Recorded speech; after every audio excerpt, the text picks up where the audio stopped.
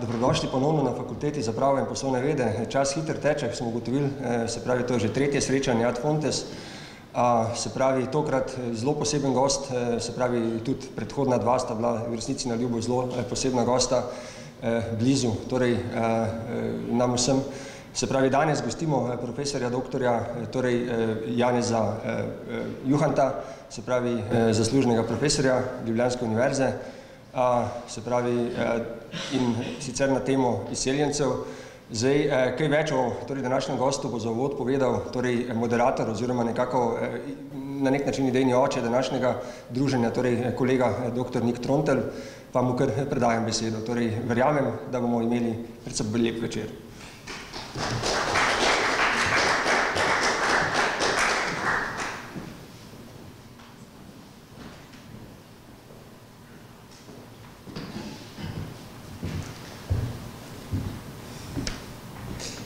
Lepo pozdravljeni vsi. Pridružujem se pozdravom gospoda dekana. V veliko čast nam je in veselje, da se je vabilu za današnji dogodek odzval profesor dr. Janez Juhant, ki nas bo danes v svojem razmišljanju nagovoril z obravnavanjem tematike o povezavi med slovenskim izseljenstvom in njegovim pomenom za ohranitev slovenske pisne in ustne demokratične dediščine. Kot je bilo možno prebrati že v najavi tega dogodka oziroma v predstavitvi, nam bo gospod predavatelj predstavil razna vprašanja in dileme, ki so se odprla po revoluciji na naših tleh po koncu druge svetovne vojne in ovrednotil njene posledice na naše narodno, družbeno življenje, ter nas zlasti spomnil na tiste pomembne posameznike in skupine slovensko mislečih in čutečih ljudi, ki so znali in si upali kljubovati totalitarnemu nadzoru nad narodom in so zvesto ohranjali krščansko in narodno-demokratično izročilo v pisni in ustni obliki. Seveda so tukaj posebej pomembni naši izseljenci. Preden pa povabimo nocojšnjega predavatelja sem na govorniško mesto, pa le še nekaj besed s predstavitvijo našega cenjenega gosta. Profesor dr. Janez Juhant, teolog, filozof, pedagog, duhovnik, dolgoletni profesor na Teološki fakulteti v Ljubljani, tudi njen nekdanji dekan, zaslužni profesor Univerze v Ljubljani, redni član Evropske akademije znanosti in umetnosti, nekdani podpredsednik Evropskega združenja za katoliško teologijo in še bi lahko naštevali, je ugleden in spoštovan strokovnjak za filozofska, teološka in etična vprašanja ter velja za enega najbolj angažiranih poznavalcev in raziskovalcev naše novejše oziroma polpretekle zgodovine in njenega etičnega vrednotenja. Je zavzet spodbujevalec večje demokratične zavesti v našem družbenem in političnem življenju, ki zahtevna vprašanja iz slovenske idejne zgodovine presoja z intelektualno poštenostjo in strokovno neoporečnostjo. Kot predsednik društva Združeni oblipi sprave si prizadeva za razreševanje storjenih krivic iz povojnega obdobja naše države ter deluje v smeri večjega spoštovanja demokratičnih standardov v sodobni slovenski družbi. Profesor Juhant je dosegel svoje akademske stopnje, 2 magisterija in doktorat iz filozofije v Innsbrucku. Predaval je v mnogih akademskih središčih, univerzah večine evropskih držav in sodeloval tudi s kolegi iz drugih celin. Je avtor več knjig in razprav z omenjenih področij, gotovo velja posebej omeniti njegovo odmevno monografijo, ki je šla lansko leto pri Mohorjevi družbi, in sicer o duhovniku, profesorju in domoljubu dr. Lambertu Ehrlichu z naslovom Prerok slovenskega naroda. Tudi s tem delom je odprl pomembna etična, narodnostna in politična vprašanja, ki so v slovenski intelektualni javnosti potrebna večje pozornosti in verjamem, da je tudi nocoj ena takšnih ena takšnih priložnosti za odpiranje tovrstnih tematik. Zato bi z veseljem povabil gospoda predavatelja k besedi.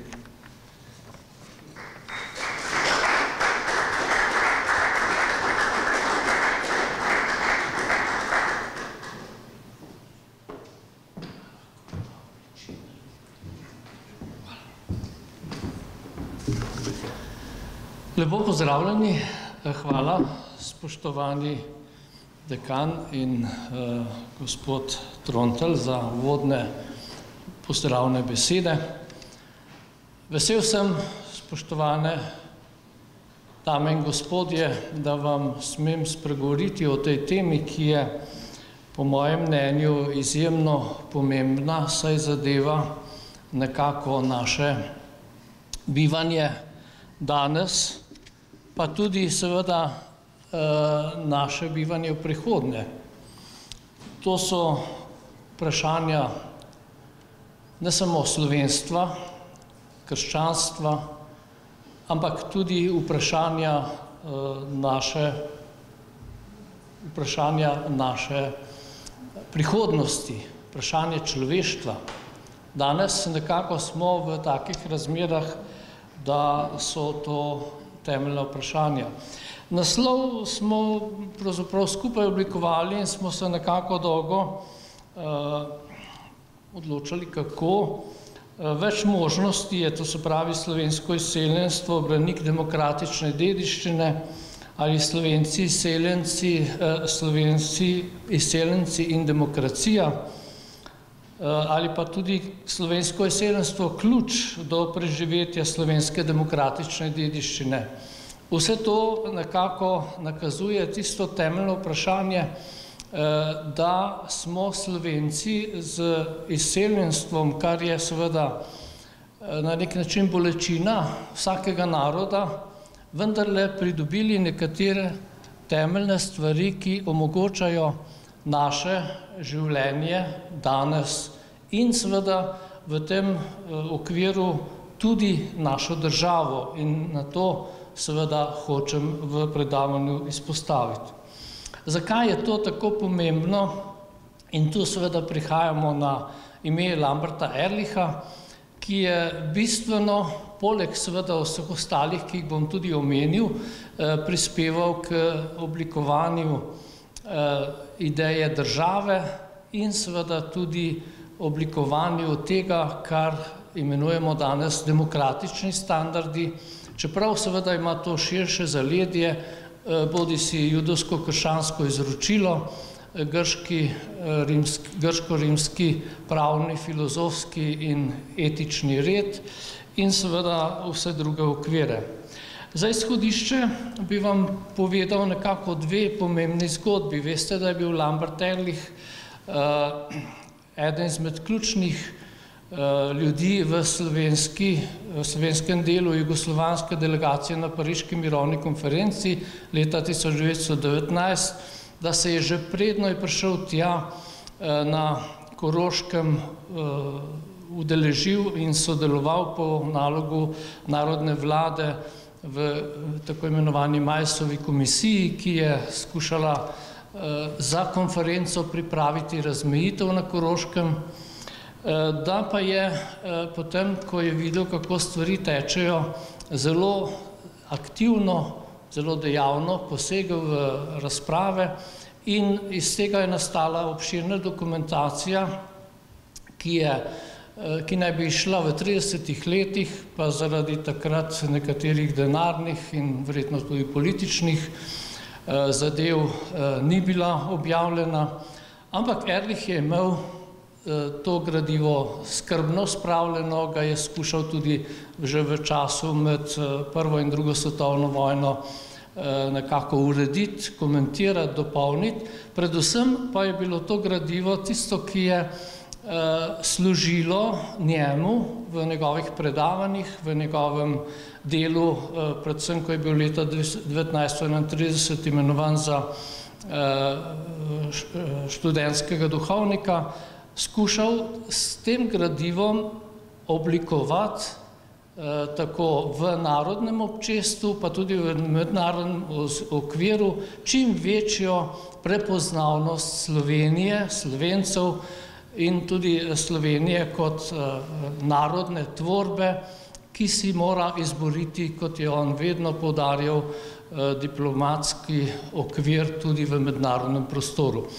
In zanimivo, te dokumente je Ehrlich skrbno hranil in ko je Hitler napadel Jugoslavijo, oziroma sile osi Jugoslavijo, je bil on po profesorju Kulovcu, ministru takratnem, povabljen, da pride v Beograd. Kulovec, kot veste, je bil ubit ob napadu, tako da je Ehrlich potem se usmeril proti Palam, kjer je že odšla takratna begunska, oziroma kasnejša begunska vlada, in tja je nosil skrbno oblikovano svoje gradivo v dveh kovčkih, kakor je zapisal Ciril Žebot, in ta dva kovčka sta potem romala v Črno Goro, potem pa spet nazaj v Slovenijo. To je bil en dogodek z zelo zanimivimi okviri, ki jih ne bom sedaj našteval.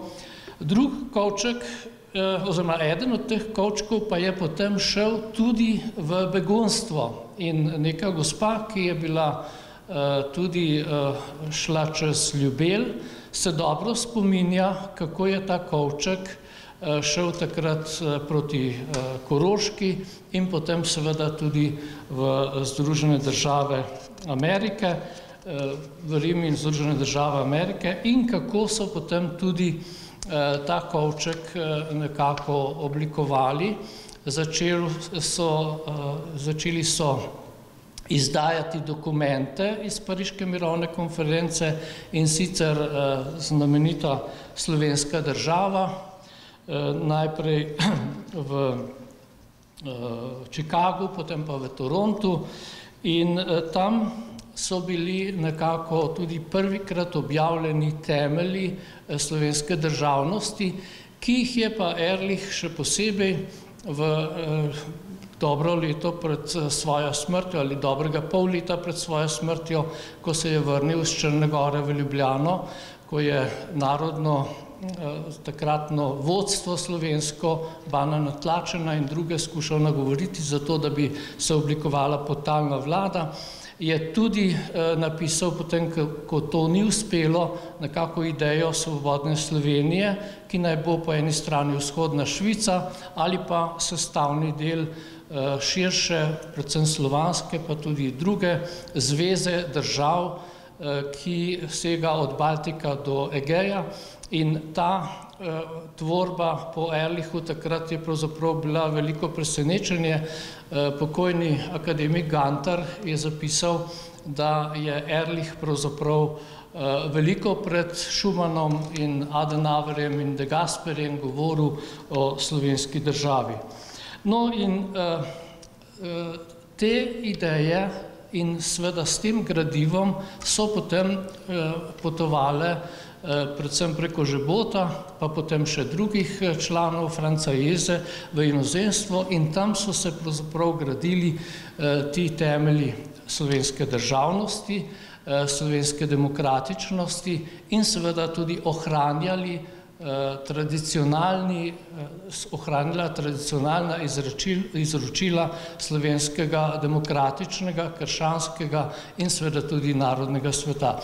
Zato je, in na to bi rad v tem predavanju posebej opozoril, izjemno pomembno, da se zavedamo in da smo hvaležni za to gradivo, ki nam ga je potem ki so nam ga naši zdomci posredovali, kajti tu so se poleg tega seveda, da so številni ljudje tudi doma o tem se med seboj pogovarjali, seveda na tiho, na glas se takrat ni to moglo, vendar so ti pogovori, te razprave, ti zapisi, knjige in vse ostalo, kar se je dogajalo, bistveno pripomogli k oblikovanju slovenske državne ideje.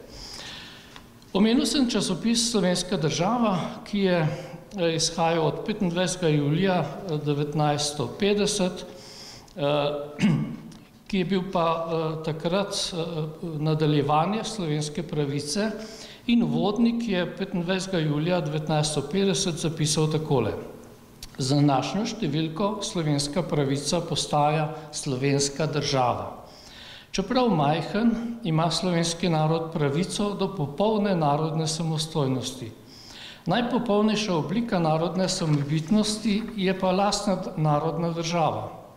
Karkoli hočemo, za karkoli se borimo in s komerkoli sodelujemo, mora imeti svojo podlago v naši najosnovnejši pravici, v lastni državni samostojnosti. Lastna slovenska državnost je naša pravica, naša dolžnost je, da to pravico javno proglasimo in da se za to našo pravico borimo. Slovenska država naj bo zato izraz volje vseh zavednih Slovencev doma in v tujini, izraz volje vseh, ki se zavedajo, da mora slovenski narod biti na svoji zemlji sam svoj gospod.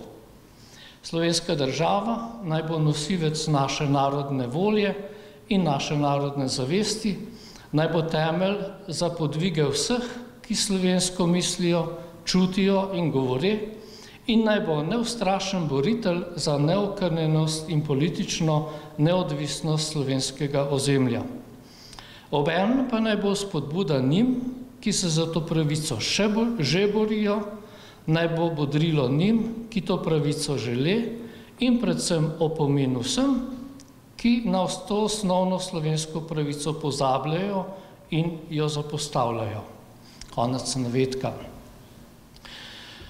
Zakaj izpostavljam pomen teh posamičnih dogodkov, je razvidno iz tega, kar je zapisala Helena Janežič v razstavi spletni, ki ste jo si lahko ogledali ob 30-letnici slovenske države, kjer je zapisala, navajam: "Korenine ideje o neodvisni slovenski državi najdemo v akademskem klubu Straža, ki ga je v 30 letih prejšnjega stoletja ustanovil dr. Lambert Ehrlich.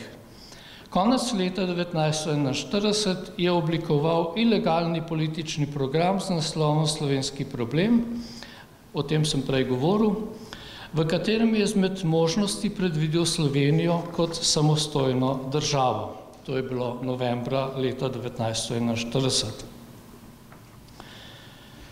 23. marca, konec prejšnjega navedka, 23. marca 1946 pa je bil pod vplivom Žebotovega delovanja v Rimu ustanovljen akcijski odbor za zedinjeno in suvereno slovensko državo. Leta 1950 je skupina zbrala 350 podpisov intelektualcev po svetu za slovensko izjavo za samostojno Republiko Slovenijo. Žebot je tudi s svojim vplivnim delovanjem spodbujal idejo slovenske državnosti in seveda tudi stalno pisal v že omenjeni slovenski državi. France Dolinar, kasnejši arhivar v Vatikanu, je razvijal nacionalno in državno misel. Že v begunskem taborišču je izdal pod psevdonimom Peter Levičnik Slovenska državna misel, Špital 1948. 25. julija 1950 so v Chicagu začeli izdajati, kot sem že rekel, slovensko državo. Njeno izhajanje se je iz 4. letnika nadaljevalo v Torontu. Številka 5, 20. maja 1954, natančno govori o Ehrlichu in njegovem prispevku na pariški mirovni konferenci pod naslovom Slovenski videc in državnik. V prvi številki so zapisali, naj bo, navajam, nosilec naše narodne volje in naše narodne zavesti. Konec navedka. Leta 1953 so neodvisno od prejšnjih v Argentini izdali Slovenska pot, Il Camino je Sloveno, od 1953 do 1966. Urejali so jo stražarji Jože Kessler, Pavle Verbic, Tine Duh, v kateri so se zavzemali za Slovenijo.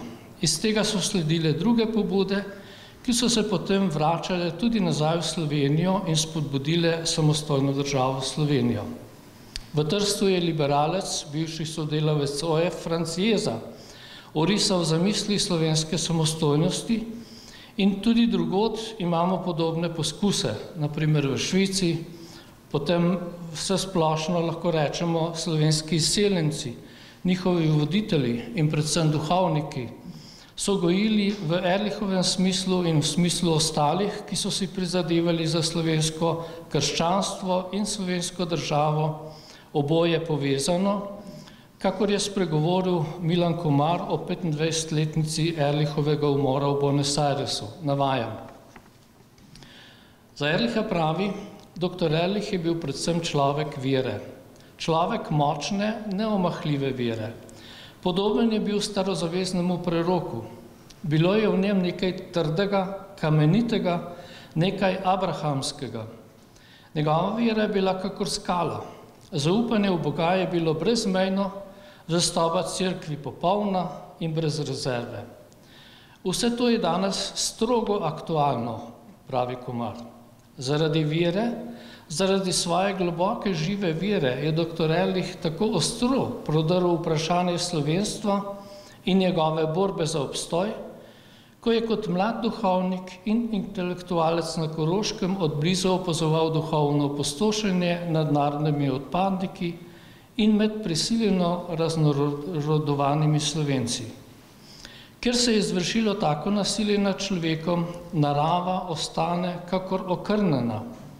Neka globinska nepristnost se naseli v srcu izkoreninjenca, ki naredi vsak resnično višji izraz duha tako rekoč nemogoč.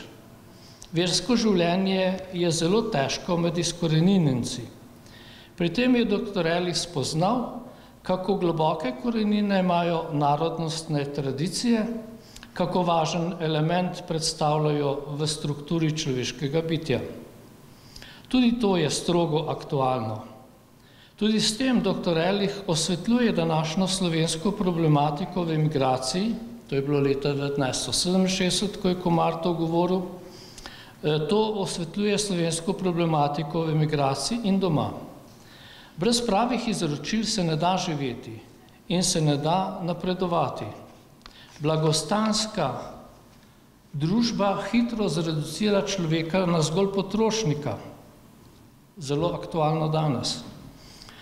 Ustvari v njem celo vrsto neobistvenih potreb, ga podreja potrošniški propagandi in enodnevniškim modam, ter mu pri polnih egiptovskih loncih ubija njegovo odgovorno osebnostno življenje in z njim potrebo po izročilih.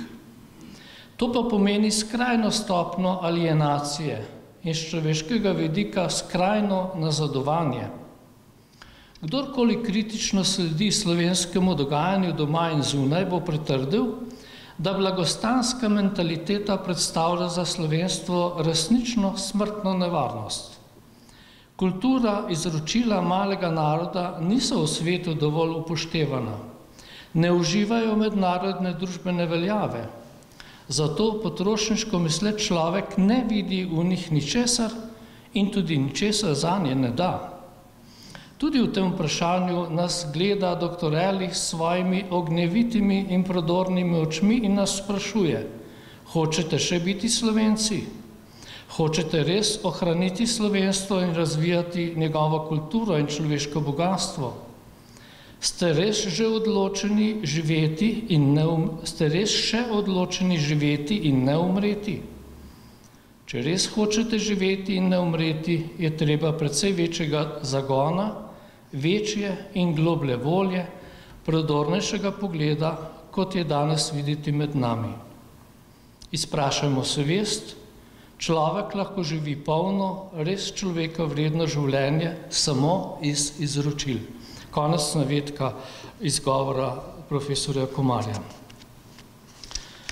1. novembra 1958 je profesor Ciril Žebot kot profesor Georgetown govoril v Torontu ob 40-letnici slovenske soodločbe, poroča na naslovnici Slovenska država 27. novembra do 1. decembra v številki 12. Izpostavil je zopet pravico in dolžnost Slovencev, da se zavzemamo za svojo državo in gradimo na Ehrlichovih koreninah. Te zastopa tudi slovenske države, katere glavno gibalo je bil dr. Život. Časopis prinaša skoraj v vsakem članku probleme Slovenije, kritike njenega totalitarizma in možnosti demokratičnega razvoja Slovenije. Na to so gledali iz demokratičnega, erlichovskega, krščansko-socialnega stališča, kar je zelo odmevalo posebej po izidu Životove knjige Slovenija včeraj, danes in jutri, izšle pri Mohorjevi v Celovcu 1967. leta. Ehrlichovo delovanje med Slovenci, med dijaki in študenti in vsemi Slovenci se je nadaljevalo tudi v zdomstvu, kjer je Ehrlich povezoval vse in je temeljilo in se navdihovalo iz teh izkušenj. Kakor je stalno Slovence bodril k proučevanju družbeno-političnih razmer, znanju jezikov ter razvijanju diplomatskih spretnosti in povezav, tako so to delali za njim tudi njegovi učenci. Posebno je zavzeto spodbujal mlade, navajam, k utemeljitemu študiju in spoznavanju kulturnega, gospodarskega in družbenega okolja, ter pri tem vztrajno opozarjal na pohod ateističnega komunizma, ki se je med slovenske ljudi še posebej skušal vriniti skozi vrata univerze. Konec navedka. To je navdihovalo tudi zdomce in njegov mučeniški lik jih je hrabril v krščanstvu in slovenstvu z Ehrlichovo skrbjo, kot je zopet zatrdil Milan Komar. Mi se bomo rešili samo s kvaliteto, z rastjo, zagonom navzgor. Mi potrebujemo 100 diplomatov, je rekel Ehrlich, 100 politikov, 100 znanstvenikov, 100 gospodarstvenikov. Nekateri so ta klic morda jemali površno, drugi smo se pa takrat morda celo norčevali, zaključuje Komar. A poudarja, danes se moramo vsi zavedati, ker je to naše bistvo in nas mora povezovati. Prehajam k drugemu delu, slovenstvo, časopisi, revije ter knjige.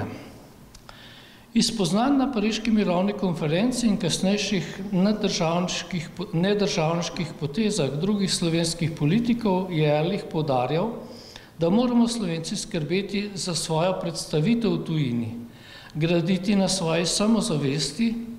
Tujina je dala možnost objave gradiv tudi v času komunizma. Znamenito Ehrlichovo gradivo z Pariške mirovne konference so ob 40. obletnici plebiscita na Koroškem stražarji objavili z naslovom Slovensko državno gibanje v Ameriki. Od prvih izvodov so izdali v njem v svojem glasilu Slovenska država med leti 1960 in 1971 v 31 nadaljevanjih pod naslovom dr. Lambert Ehrlich, Pariška mirovna konferenca in Slovenci. Išlo je približno 2/3 tistega besedila. Marija Vrečar, ki je to besedilo potem objavila v Acta Ecclesiastica Slovenije, v debeli knjigi okrog 600 strani s komentarji, opozarja na bistveni prispevek, da se je to besedilo ohranilo. Takole pravi: vestnosti, nesebičnosti in širokosrčnosti nekdanjih Ehrlichovih učencev, ki so tipkovist reševali skozi vse vojne in povojne viharje, se imamo zahvaliti, da se ni izgubil in je danes pred nami v knjižni obliki. Naj omenimo z njegovih vrst gospoda Avguština Kuka iz Toronta, ki je leta 2000 osebno prinesel gradivo iz Kanade in nam ga dal dobrohotno na razpolago. Skupno z gospodom Rudolfom Čuješem, ki je zbral in uredil spominski zbornik ob 30-letnici nasilne smrti Lamberta Ehrlicha, stražarja naših svetin, sta načrtovala tudi novo objavo tipkopisa o Pariški mirovni konferenci. Njemu in vsem, ki jih zastopata, velja naša iskrena zahvala, je zapisala Marija Vrečar. Gospod Kuk je seveda tudi omogočil in sem hvaležen, da sem bil takrat v možnosti, da to izpeljemo, da smo na Teološki fakulteti postavili prvi kip leta 2002 Lambertu Ehrlichu.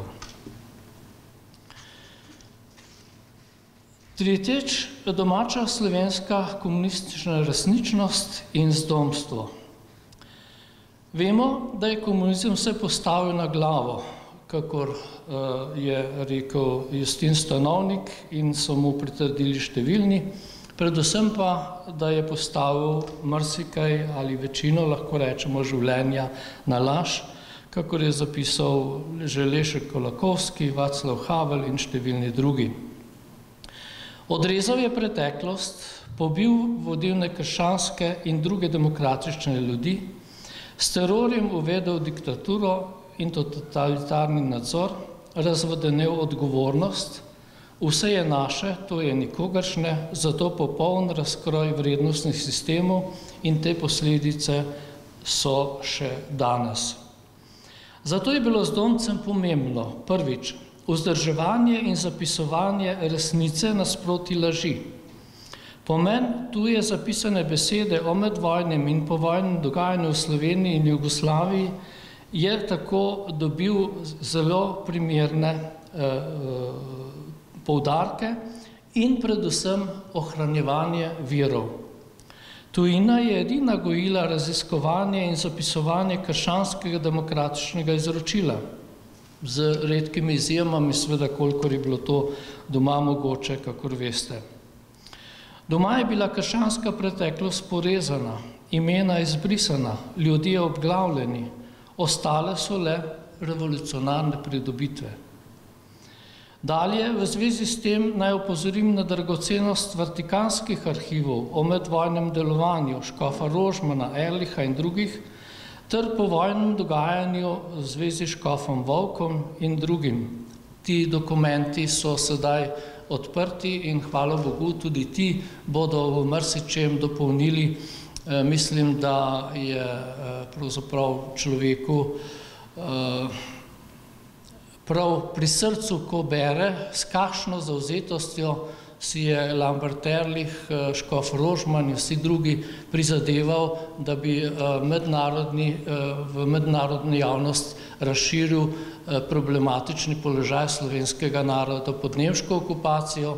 Vsi dobro veste, tu je šlo za Krajškovo posredovanje tega gradiva, najprej v Vatikan, potem pa tudi v Združene države, kjer je jezuit Lafargue to tudi objavil, stisko malega naroda pod nacističnim pritiskom, potem pa seveda vse druge peticije za posameznike in druge, kar je mogoče najti v vatikanskih arhivih, kjer so, kot veste, potem delovali tudi naši ljudje, že omenjeni profesor Dolinar in kasneje gospod Rebernik, pa tudi številni drugi.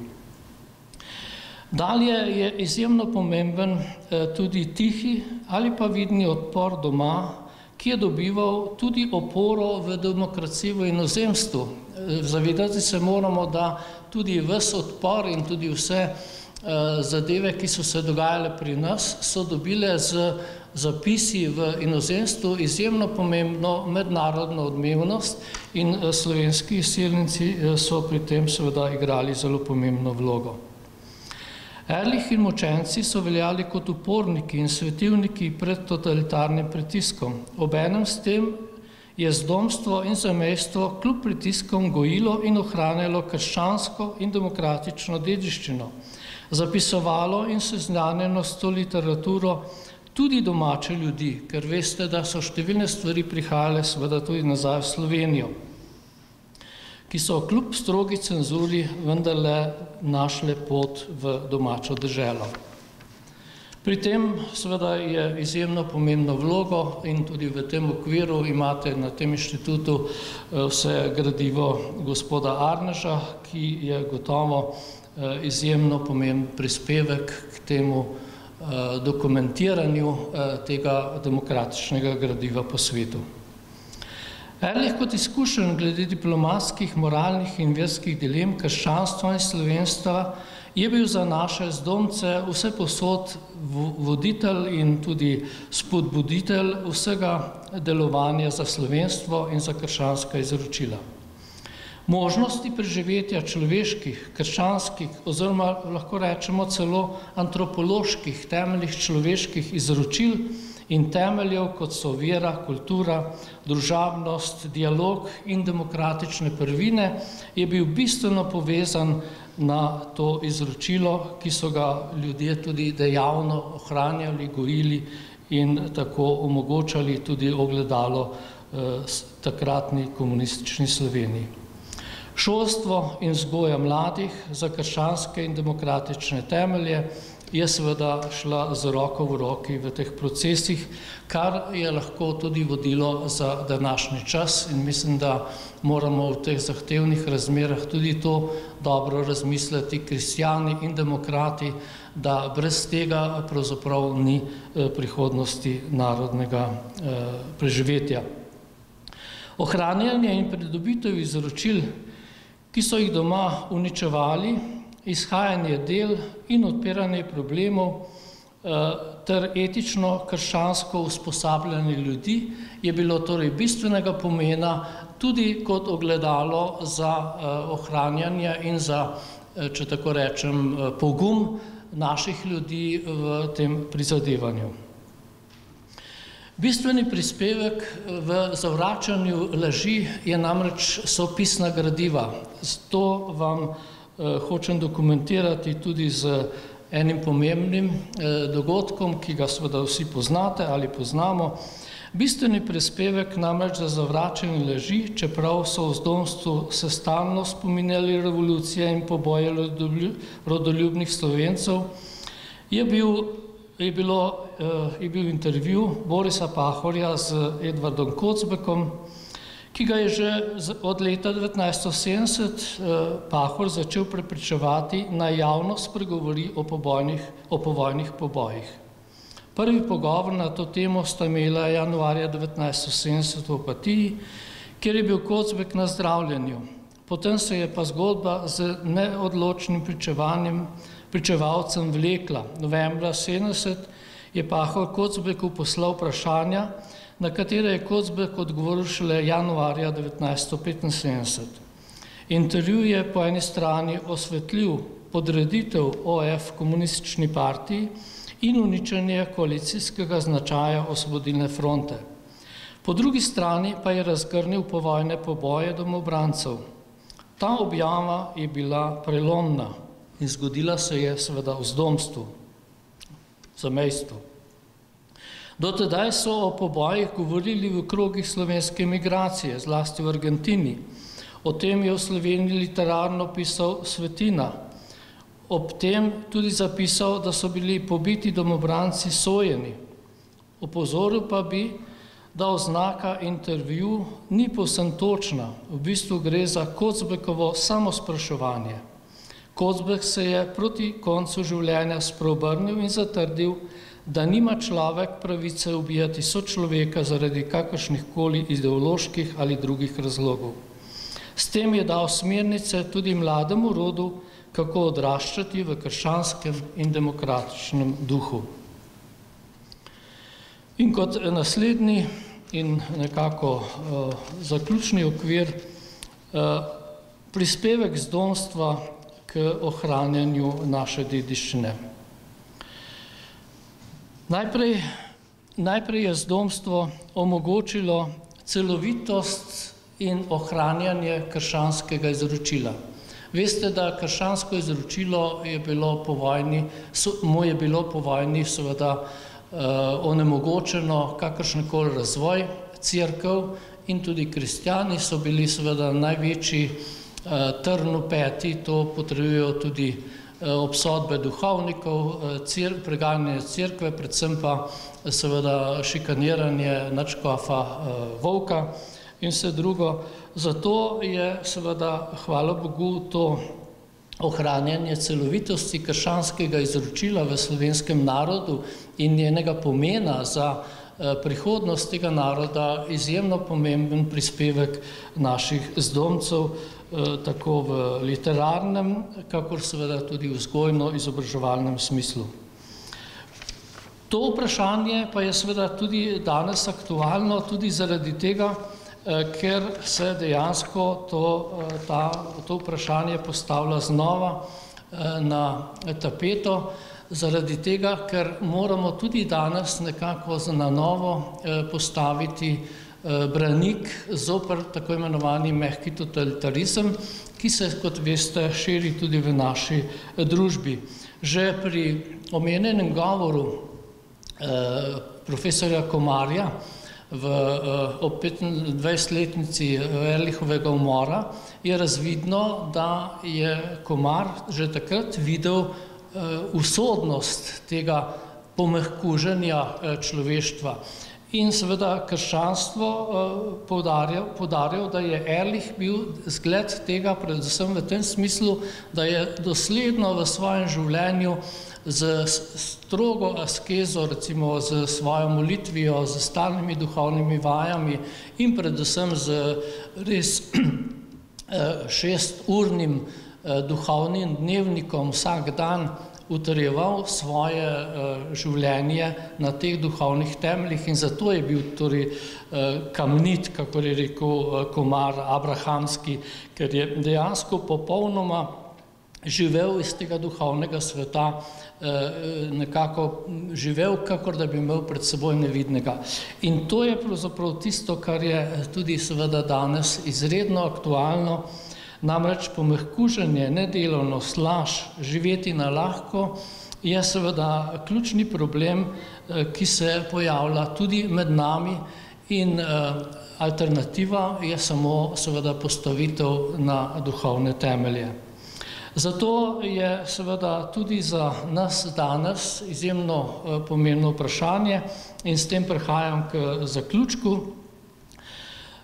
Izjemno pomembno je seveda, da ta izročila in v tem smislu ohranjamo, da jih tudi širimo in v tem smislu ima seveda Katoliški inštitut, ki je od gospoda Arneža dobil mandat, da ohranja to gradivo, izjemno pomembno najprej kulturno poslanstvo, ima pa seveda tudi izjemno pomembno tudi duhovno poslanstvo, da to gradivo dejansko širi in pri tem seveda ni vprašanje samo to Katoliškega inštituta, ampak je vprašanje celotne cerkve, je vprašanje tudi seveda vseh resnično zagretih demokratov, da se zavedamo izjemne tveganosti sedanjega časa in da temu času na podlagi teh izročil postavljamo ne samo krščanske temelje, ampak gre dejansko tudi za antropološke temelje, gre za to, ali bo človek sploh preživel, kajti samo postavitev, ukoreninjenost recimo v pristnih človeških temeljih lahko omogoča, da bo človek preživel tudi v teh razmerah in zato seveda moramo tudi kaj storiti.